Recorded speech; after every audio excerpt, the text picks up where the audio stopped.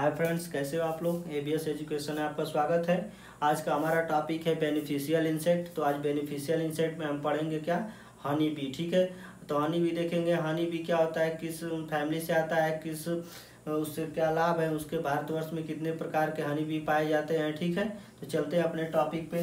कह रहा है हनी बी या क्या होता है, एक बेनिफिशियल इंसेक्ट होता है। क्या होता है, बेनिफिशियल इंसेक्ट होता है। ठीक है, अब कह रहा है इसका ऑर्डर क्या होता है, हेमिनोपटेरा। क्या इसका ऑर्डर क्या होता है, हेमिनोपटेरा। ठीक है, अब कह रहा है इसकी फैमिली क्या होती है, इसकी फैमिली होती है एपीडाई। इसकी फैमिली क्या होती है, एपीडाई। ठीक है, अब कह रहा है क्या ये जो होता है ये 200 ग्राम। ठीक है, कह रहा है 200 ग्राम हनी बी यानी 200 ग्राम शहद किसके बराबर होता है, 1.15 लीटर मिल्क या 1.6 केजी क्रीम। ठीक है, या 330 यानी कि 330 ग्राम मीट्स यानी 330 ग्राम मीट्स, या क्या कह रहा है 8 ऑरेंज यानी कि 8 संतरे या 10 अंडे के बराबर होता है। यानी इसके कहने का मतलब क्या होता है, हमारा जो 200 ग्राम हनी होती है यानी उसमें प्रोटीन, कार्बोहाइड्रेट वगैरह वगैरह जो पाए जाते हैं वो किसके बराबर होते हैं, 1.15 लीटर मिल्क में जितने पाए जाते हैं उसके बराबर होते हैं। या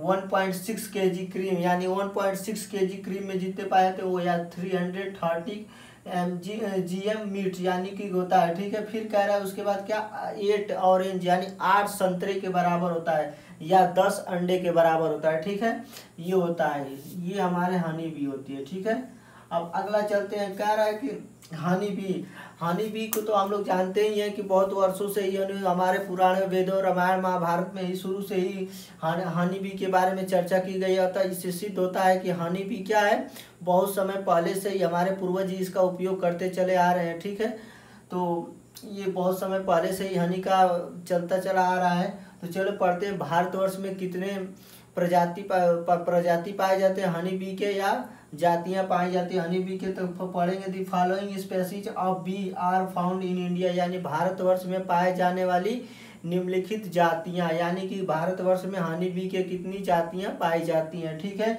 तो पहला कह रहा है एपिस डोरसाटा यानी एपिस डोरसाटा मतलब सारंग मधुमक्खी। इसको क्या कहते हैं, सारंग मधुमक्खी। ठीक है, दूसरा होता है एपिस इंडिका यानी भारतीय मौना।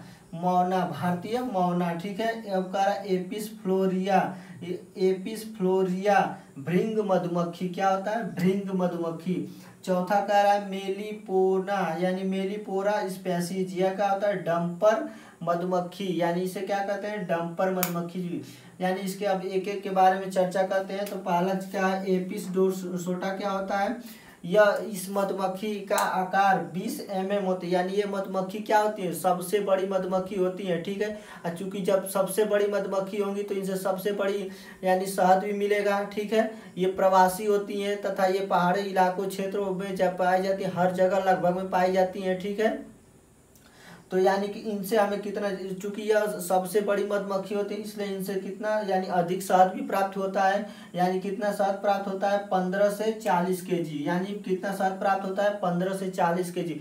और इनके छत्ते कभी कभी इतने बड़े हो जाते हैं कि 1 मीटर लंबा, यानी कि 1 मीटर लंबा, इतना लंबा 1 मीटर करीब लंबा हो जाते हैं, चूंकि ये सबसे लंबी होती है। ठीक है, अब कह रहा है दूसरा एपिस इंडिका यानी भारतीय एपिस इंडिका मतलब भारतीय मौना। ये क्या होते हैं, ये सारंग से छोटी होती है, थोड़ा सारंग से छोटी होती है। यानी इनका आकार कितना होता है, 15 mm होता है।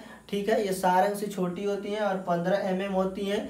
ये भारतवर्ष में भी पाई जाती हैं। ये क्या होते हैं, उजालों में रहना पसंद करती हैं। ठीक है, यानी कि अंधेरे में भी उजालों में भी रहना ये पसंद करती हैं। ठीक है, अब इनसे हमें क्या होता है, 3 से 4 केजी शहद प्राप्त होता है। कितना शहद प्राप्त होता है, 3 से 4 केजी हमें शहद प्राप्त होता है। ठीक है, और ये सारंग से क्या होती है, शांत स्वभाव की होती है। ठीक है, अब अगला कह रहा है एपिस फ्लोरिया यानी भृंग मधुमक्खी।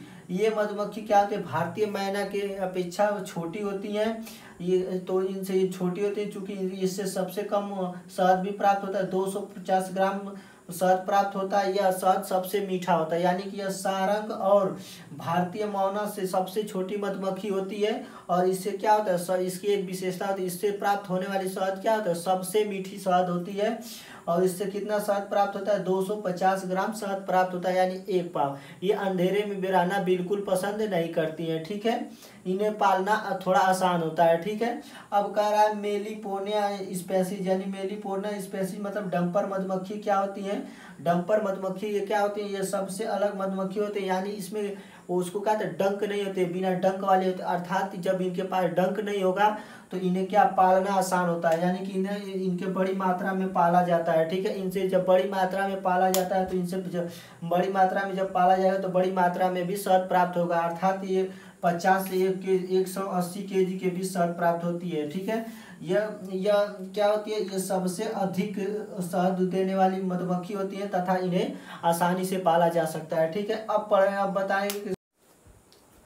तो हम लोग हनी बी पढ़ रहे थे, बेनिफिशियल इंसेक्ट, और उसके बाद से पढ़ लिए कितने भारतवर्ष में प्रत्येक कितने प्रजातियां पाई जाती हैं, ठीक है। अब उसके पढ़ेंगे क्या इससे हमें क्या लाभ होता है, यानी इकोनॉमिक्स इम्पोर्टेंस। क्या पढ़ेंगे, इकोनॉमिक्स इम्पोर्टेंट, आर्थिक महत्व, इकोनॉमिक्स इम्पोर्टेंस। वैसे तो भारत में मनुष्यों को बहुत से मधुमक्खी के बहुत से लाभ हैं, ठीक है। तो चलते हैं उसके बारे में पढ़ते हैं, ठीक है। प्राचीन काल से ही चूंकि इसका हमारे पूर्वज प्रयोग करते चले आ रहे हैं, तो यानी बेनिफिट्स होता है तभी तो प्रयोग करते चले आ रहे हैं। तो देखते हैं किस किस क्षेत्र में यानी कि इसका प्रयोग होता है, अर्थात किस किस भाग में इसे वो लाभ मिलता है हमें, ठीक है। चलिए चलते हैं। फिर कह रहा है हनी यानी शहद जो होता है, शहद को जानते ही हैं, एक प्लाज्मा की तरह होता है। प्लाज्मा मतलब क्या होता है ना, गाढ़ा, एकदम गाढ़ा रहता है, यानी कि वो होता है। तो कह रहा है कि यानी शहद में जो क्या होता है 78% क्या होते हैं, स्टार्च होते हैं। क्या होते हैं, 78% स्टार्च होते हैं। अब उसके बाद कह रहा है 17% क्या होते हैं, वाटर। क्या होता है, 17% वाटर पाया जाता है, और 6% क्या होता है, उसमें एंजाइम पाए जाते हैं, ठीक है। यानी कहने का मतलब क्या है, हनी बी जो हमारा होता है उसमें क्या क्या पाया जाता है, 78% स्टार्च पाया जाता है, 70% वाटर पाया जाता है, 6% एंजाइम पाए जाते हैं, ठीक है। अब इसका प्रयोग, हनी का प्रयोग लगभग दवा के भी में रूप में भी किया जाता है, खाने के भी में रूप में। इसका निर्यात यानी कि भारतवर्ष में प्रत्येक साल 345 लाख केजी कितना, 345 लाख केजी प्रति केजी इसका उत्पादन किया जाता है, अर्थात आयात निर्यात यानी विदेश वगैरह में भी ट्रांसफर करने यानी कि किया जाता है, ठीक है। ट्रांजैक्शन में यानी ट्रांजैक्शन कर सकते हैं, या ट्रांसपोर्टेशन में भी इसका योगदान है, जिससे भारत की आय प्राप्त होती है। एक आज विदेशों से भारत के लिए अच्छी आय प्राप्त होती है, ठीक है। यानी कहने का मतलब क्या, प्रत्येक भारतवर्ष में 345 लाख प्रति केजी मधुमक्खी से हमें क्या हनी प्राप्त होती है, ठीक है। यानी जिससे विदेशों से हमें मुद्रा अर्जित होती है, ठीक है। तो ये मधुमक्खी का सबसे बड़ा क्या है, महत्व है, इकोनॉमिक्स है, जो कि हमारे इकोनॉमिक्स को बनाए रखने में सहायता करते हैं। दूसरा कह रहा है वैक्स। वैक्स मतलब क्या होता है, मोम।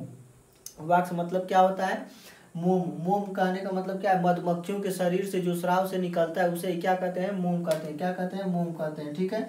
अब कह रहा है कि मोम का प्रयोग हम लोग क्या करते हैं, लेप के वगैरह में करते हैं, जैसे साड़ी वगैरह हो गया, चाहे किसी भी चीज़ पे हम ऊपर से क्या करते हैं, लेप लगाने का कार्य करते हैं, उसे क्या कहते हैं, लेप का कार्य करते हैं। यानी कि इसका प्रयोग हम लोग लेप करते हैं। यह क्या होता है, यह इलेक्ट्रिक का कुचालक होता है। यानी क्या होता है, इलेक्ट्रिक का कुचालक होता है, इंसुलेटर होता है, ठीक है। ये भी हो सकता है कि इंसुलेटर होता है, इंसुलेटर, ठीक है। अब कह रहा है प्रत्येक वर्ष भारत में प्रत्येक वर्ष 1.18 लाख कितना, 1.18 लाख प्रति केजी कितना, 1.18 लाख प्रति केजी हमें प्राप्त होता है, मोम प्रतिवर्ष प्राप्त होता है, ठीक है।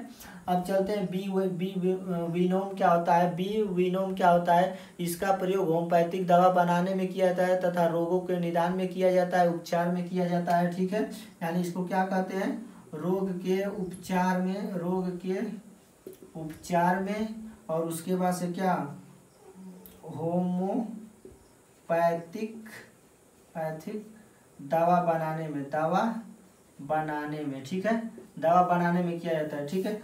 अब एक होता है, एक और लाभ होता है, एक होता है पॉलिनेशन यानी, ठीक है, एक होता है पॉलिनेशन, परागण, यानी कि हनी बी के द्वारा हमारे छोटे छोटे पुष्प फसल आदि में भी परागण होता है, जिसे परपरागण भी कहते हैं, पॉलिनेशन होता है। यानी 80 से क्या होता है, 90% क्या होता है, ये परागण होता है इनके द्वारा, 80 से 90%। अतः पर क्या है, पॉलिनेशन में भी इनका महत्व है। ठीक है, पहला तो हनी हो गया, हनी में भी निर्यात निर्यात में भी जिससे भारत की आय बहुत प्राप्त होती है शहद से। दूसरा हो गया वैक्स हो गया, मोम जो उनके शरीर से स्राव से निकलता है, और 1.1 लाख प्रति केजी प्राप्त होती है मोम, और इसका प्रयोग हम क्या करते हैं, लेप वगैरह जैसे कामों में किया जाता है। ठीक है, उसके बाद ये क्या होता है, इलेक्ट्रिक का इंसुलेटर होता है। फिर कह रहा है विनोम क्या होता है, यह रोगों के उपचार में किया जाता है तथा होम्योपैथिक दवा बनाने में किया जाता है। और उसके बाद कह रहा है पॉलिनेशन, इसका पॉलिनेशन में भी बहुत बड़ा योगदान होता है, यानी कि पॉलिनेशन में क्या होता है 80 से 90% इन्हीं के द्वारा पॉलिनेशन होता है।